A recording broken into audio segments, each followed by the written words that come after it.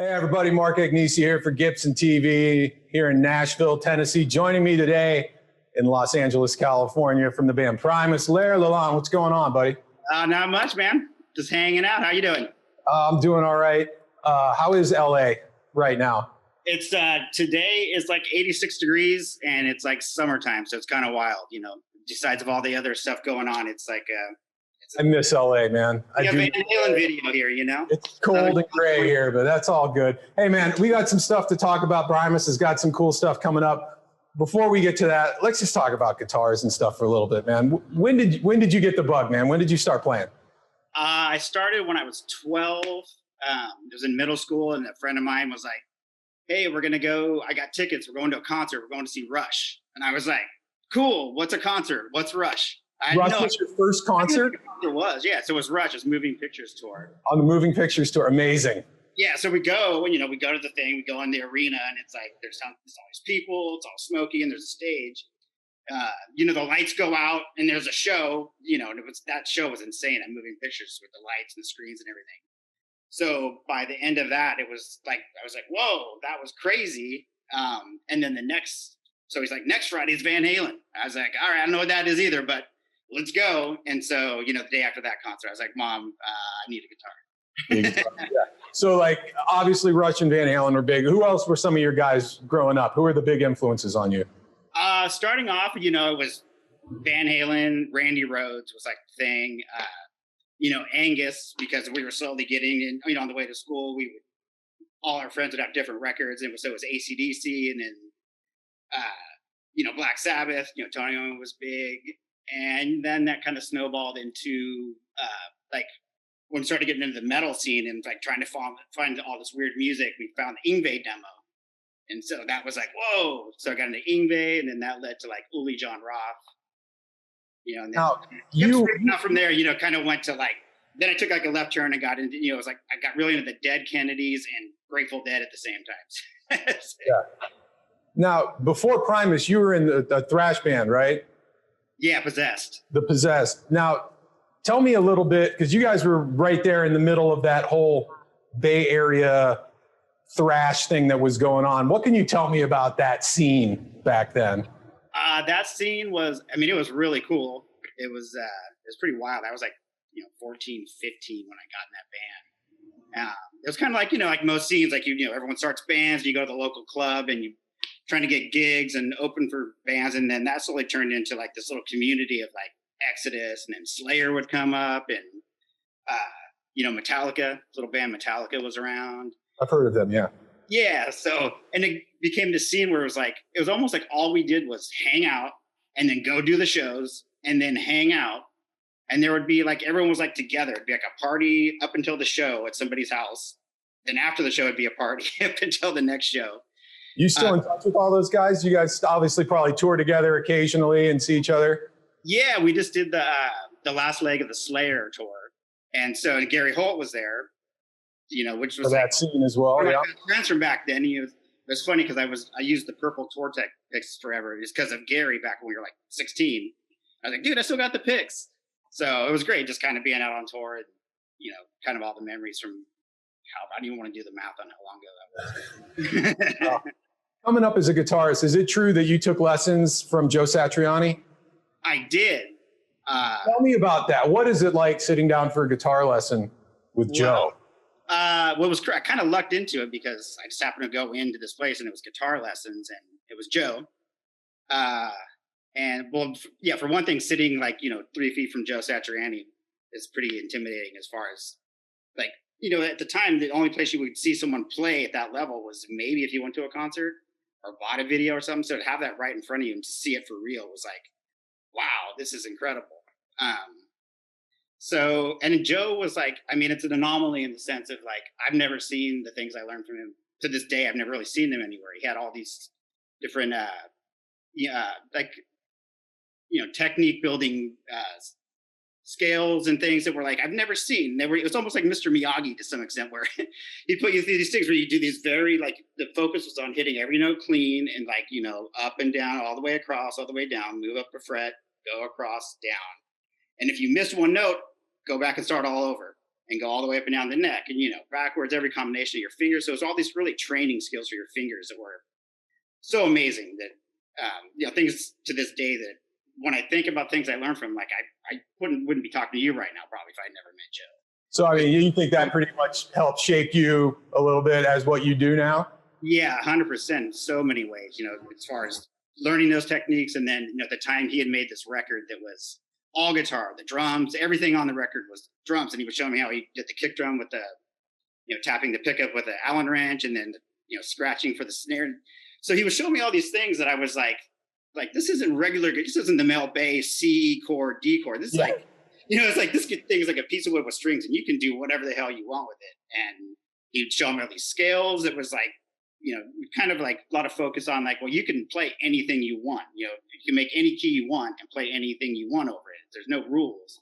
So at the time, I was kind of trying to figure out what guitar was, and I was, looking at the books and stuff, going like, what else? All this? He was it's whatever you want it to be, That's cool. How did the Primus gig come about? Well, Primus there was a band in the Bay Area in that scene that kind of had this revolving door of musicians. It was, it was a metal band. It was a hippie band. It just kept moving around. So at one point I ended up in this band, and Les Claypool was the bass player. So we became like great friends while we were in this band. And then he was like, I got this other band, Primus, that I do. So then I started hanging out with those guys. And that was a whole nother scene, kind of separate from the metal world. That was like kind of more artsy and just weird. And so yeah, I was hanging out with those guys. I was going to the shows. I think I was kind of like the light guy, just doing this and going like this. It's pretty fun. And then one day he's like, hey, the guitar player, Todd, he's quitting the band. He's like, do you want to be in the band? I was like, yeah. And he goes, do you want to think about it? I was like, no, I'm going to be there anyway. So, cool. So they just went from there. No, I mean, obviously you're a pretty technical guitar player. How do you fit, or how as a guitar player do you fit in a band where the bass guitar is such a focal point? How do you weave in and out of that? It's funny because with the bass being so up front and so like predominant, it kind of actually opens up a lot of things to where, if I want to make like a spaceship sound or something as part of the song, it's like the song's still there. There's another part going. So it kind of like, it's like, oh, I can kind of just try anything, in the sense of Primus, there's really no, any idea, even the dumbest idea might work. You can try anything. So having the bass so prominent really opens up to like, it's more freeing than it seems like it would be, at face value. Are you a big pedal guy, or do you do a lot of stuff? Yeah, I mean, I'm a big pedal guy. It's funny because a lot of the things I learned from Joe were all these crazy things about, pulling the strings off the side of the neck and using one string to pull across and make all these crazy sounds. So as much as I love doing all that stuff, it's hard to get pedals are awesome. Plus they look cool. Yeah. Are you always questing after stuff? Are you one of these guys on Reverb till like 1 o'clock in the morning looking at new stuff, or are you happy with what you got? I am one of those guys. I bought so much stuff just because it's like, I'll turn Reverb on and I'll look at it, I'm like, that looks cool. I don't know what it is, but I got to have it. And most times it turns out to be cool. So yeah, even just like right before this interview when they were setting up, I had a couple free seconds to almost get myself in trouble with pedals. So. Now, one of the cool things Primus has coming up, you guys are doing this tour called A Tribute to Kings. What can you tell me about this tour? This tour, came about because we were, we're always touring, and we had this little window where we weren't touring, we weren't going to be making a record, and everybody else wasn't going to be doing something. So someone had the idea of like, hey, what would you guys think about going out and like doing a handful of days playing like maybe a Rush album or something? And we were like, yeah, I was thinking about that. And we started thinking about it. We started going, oh, this could be cool. Then we started going back and forth. Well, what would we do? Like, what record would we do? And then we kind of settled on, Farewell to Kings. And then that led to, as you start dissecting it, it's like, oh, well, there's a double neck. I guess I need to go find one of those. Go buy one. Yeah, ultimately, this is a great excuse to start buying all this gear. Which it did. It's like there's something. I'd never had a double neck, and I always wanted one, but it's kind of like, I don't know. You know how it goes. You need an excuse sometimes to justify this. There it is. So obviously with COVID and stuff, do you guys have a tentative plan on when this is going out, when people might be able to check this out? Yeah, I mean, because that's been the crazy thing. This was like 2019, I think, when we were going to do it. And then the Slayer tour came along. Like, oh, we can't miss that. So we kind of postponed it for that. And then we was going to start right after COVID hit, and we were like, oh, so, we kind of played. We moved everything over a year. So right now we're hoping that, as soon as we're allowed to, we're going to be right out there doing it. Yeah, as soon as the green line. Yeah. Let's talk about Gibson for a little bit. What are you gravitating towards these days in terms of guitars? The thing I've been playing the most lately, it's a 61 standard Gibson, standard SG. SG. They've done a couple of cool dudes over at the custom shop that have done a couple of cool little things for me, because it started off, I was like, right before COVID hit. It's weird how some of the Gibson stuff comes to me. It was like, I wanted a Frank Zappa SG, and I kept looking on Reverb, and I kept, I couldn't get one.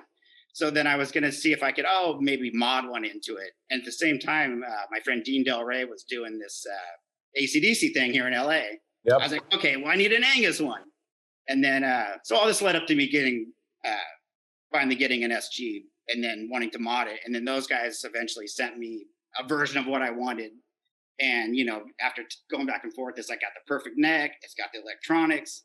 So it's like when I walk in the studio, I see that guitar, and I pick it up and I want to play it so bad. So like the Roxy SG kind of thing. Roxy SG, yeah. I wanted one just like that. Yeah, and then like the one that they made. I can't believe I didn't end up with one of those guitars. I think Dweezil has all of them. He's got a bunch of them, man, floating around. We did an episode of the collection with Dweezil that's coming soon, and he had a lot of those guitars. Are you a big tinkerer? Do you like to mod stuff out and change things around, or do you, for the most part, keep stuff stock? I used to be, but I wasn't good at it. Like, my Strat that I played for the longest time, I had one guitar just because that's just the way it was. I was scared to leave guitars at home. And then on tour, I didn't really have room to have more. So I have one Strat that's like literally when I put the humbucker in, I cut it out with a steak knife when I was in high school, because that's, I didn't even know what a router was. I was like, how do I get this in here? So yeah, I did a lot of ripping and tearing at my guitar. And it got to the point where I remember when we were on tour with Rush, and Alex Lifeson picked it up. He's like, you play this guitar? That's how bad this guitar is.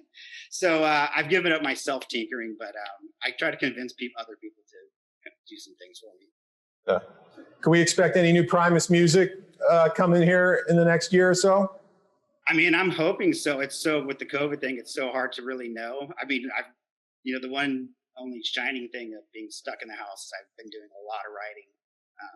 Guitars are a great thing to have if you're stuck in the house. So I'm hoping that when everything gets back to where we can get together, some good stuff will come out musically, because I'm not good at finishing stuff on my own. No.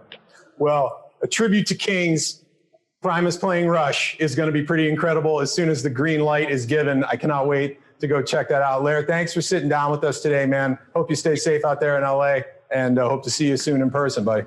Yeah, likewise, man. I appreciate it. Thanks so much. Man. Cheers. Cheers.